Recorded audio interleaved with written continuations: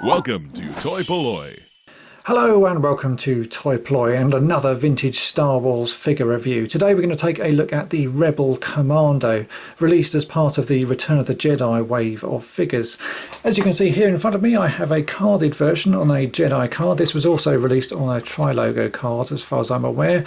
And as you can see, it's quite a nice card. It shows you an image of a Rebel Commando there in a sort of action pose.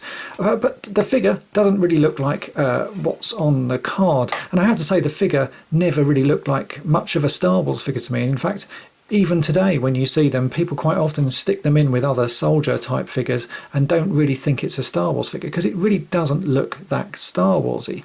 On the back of the card, fairly plain card, just this is a 65 back, so it shows the Rebel Commando there as number 7. So let's take a closer look at the figure itself. So here we have the actual figure that's in my collection. As you can see, it's a pretty basic figure. The sculpt and everything is fairly nice. I do like the sort of folds of fabric and everything on it, and I especially like the detailing on the backpack, but it's a bit of an unremarkable figure. The characters as you saw them in Return of the Jedi actually had sort of camouflaging all over their outfits, but this is actually just a sort of fairly plain avocado green colour. He's got a bit of a grey sort of undershirt and some brown detailing on his backpack and a little belt there, and also some little bit of brown on his shoes. The putties that are just above his shoes are the same colour as the rest of his outfit.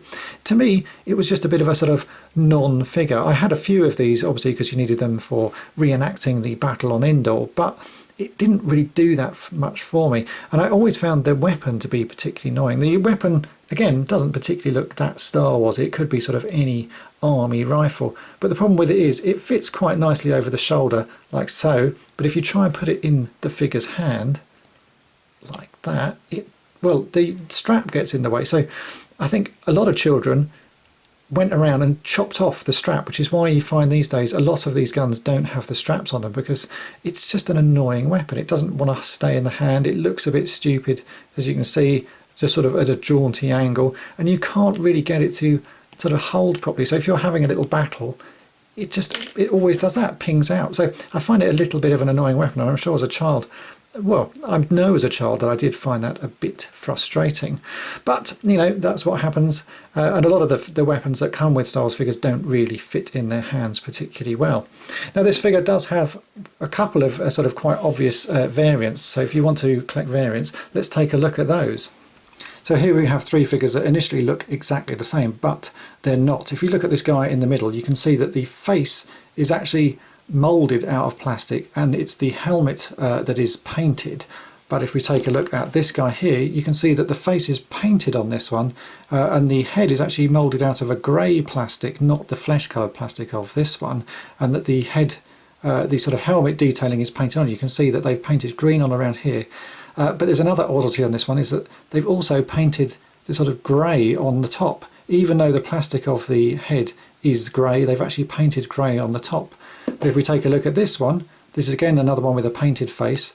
This time the top area isn't painted and it's just left the grey of the head itself. So there are three fairly obvious variants. They're all equally easy to get.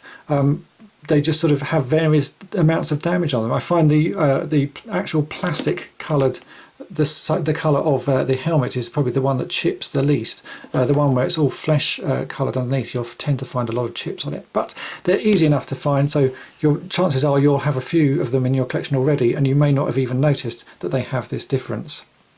I like to try and keep my ships all stocked up with the correct figure, so a lot of my Endor Rebel Commandos tend to sit inside the shuttle Tidarium because I think it makes for quite a good little scene, as you can see here, sitting with R2-D2 and C-3PO just about ready to land and start the attack. Finding these figures loose without the weapons is very easy. It's a pretty common figure to find, and as I say, you tend to find them not mixed in with Star Wars figures. You'll find them in with other sort of action force or army figures, so always check out other sort of tubs of figures rather than just rummaging through the Star Wars ones.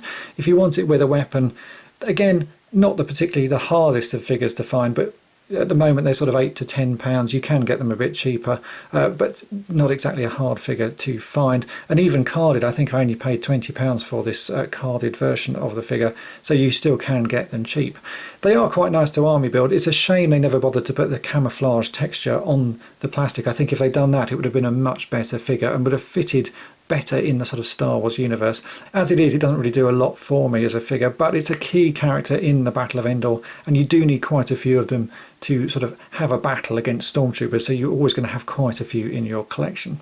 So I hope that's been of interest to you, and thanks for watching. Thanks for watching toy-polloi. Subscribe for more great videos. You can also follow toy-polloi on Twitter and Facebook.